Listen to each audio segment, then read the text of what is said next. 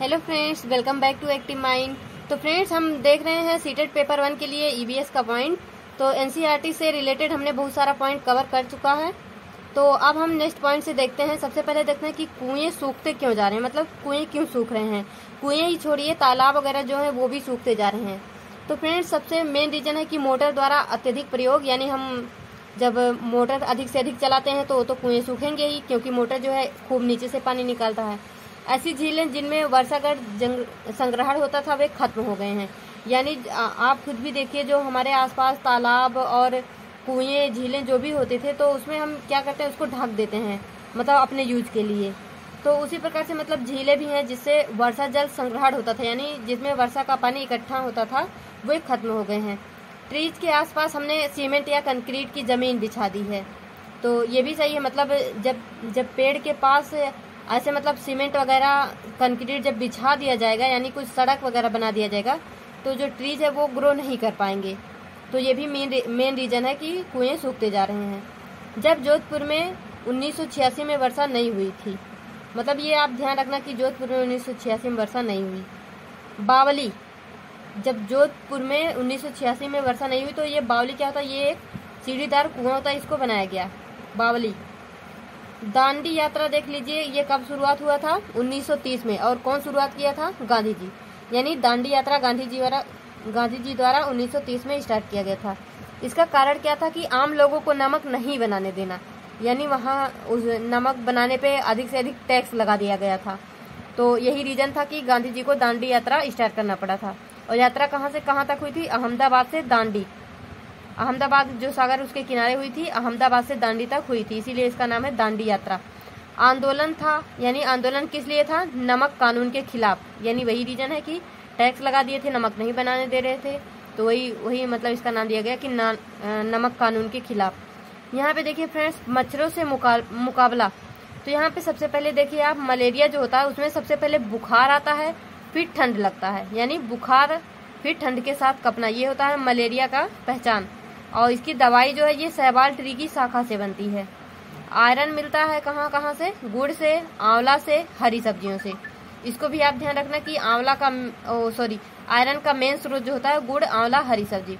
मक्खियाँ क्या होती हैं, ये पेट या आमाशय से संबंधित बीमारियों के कारण होते हैं। यानी जैसे हैजा वगैरह भी कभी कभी दूषित जल या पानी से हो जाता है, तो मक्खियाँ जो है ये पेट या आमाशय से संबंधित बीमारियों के कारण होती हैं। इसलिए हमको कभी भी कोई चीज़ खुला नहीं छोड़ना चाहिए या नहीं खाना चाहिए उसको। एल्गी क्या होता है, ये एक प्रकार का पौधा, आप जिसको मतलब सामान्यतः काई बोलते हैं, हरी हरी सी होती है, जो जमीन पे बारिश के मौसम में अधिकतर होता है, तो उस पर लोग फिसल भी जाते हैं। तो एल्गी वही होती है, हरी हरी सी, यानी इसको शैवाल या फिर काई भी बोला जाता है। तो ये एक प्रकार का पौधा होता है जो कि मुख्यतः बरसात के मौसम में पैदा होता है। और ये फ्रेंड्स यहाँ पे देख लीजिए, रोनाल्ड रॉस, ये कौन है, ये ऐसे साइंटिस्ट हैं जिन्होंने फर्स्ट टाइम मच्छर के पेट में झांक कर देखा। और इन्होंने क्या बताया, इन्होंने ये बताया कि मलेरिया मच्छर की वजह से होता है। इससे पूर्व लोग मलेरिया का कारण एक बुरी प्रदूषित या हवा को मानते थे। मतलब इससे पहले लोगों को जब ये नहीं पता था, कि जब तक इन्होंने नहीं बताया, रोनाल्ड रॉस ने, कि मच्छर जो है, मलेरिया जो है मच्छर के काटने से होता था, तब तक लोगों को यही लगता था कि मलेरिया जो है वो एक बुरी या प्रदूषित हवा, मतलब इसकी वजह से होता है।